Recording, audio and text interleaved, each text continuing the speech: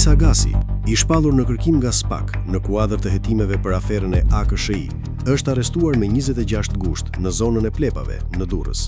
Ai ishte në kërkim që prej dhjetorit 2025, pasi ndaj tij ishte caktuar masa e sigurisë arrest në burg. Sipas burimeve, Agasi po udhëtonte me një Audi RS6 së bashku me ish punonjësin e policisë së shtetit, Uljan Shpataraku.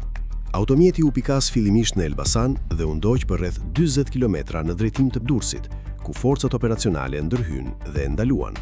Pas arrestimit, Agasi u shoqërua në drejtorinë e policisë së Tiranës, ku u morë në pyetje për rreth 3 orë, ndërsa më pas u transferua në ambientet e paraburgimit. Ai pritet të dalë përpara GKK-s për t'i komunikuar zyrtarisht masën e sigurisë. Në operacion u arrestua edhe Shpetaraku, ndërsa automjeti i tij u sekuestrua. SPAK ka sekuestruar gjithashtu një Land Rover Defender, që dyshohet se ishte fshehur në garazhin e një vile në Equos Resort. Agasi po hetohet për disa vepra penale, mes tyre konkurrencë të palishme, heqje të palishme të lirisë, shkelje të barazisë në tendera, korrupsion aktiv, pastrim parash dhe pjesëmarrje në grup të strukturuar kriminal.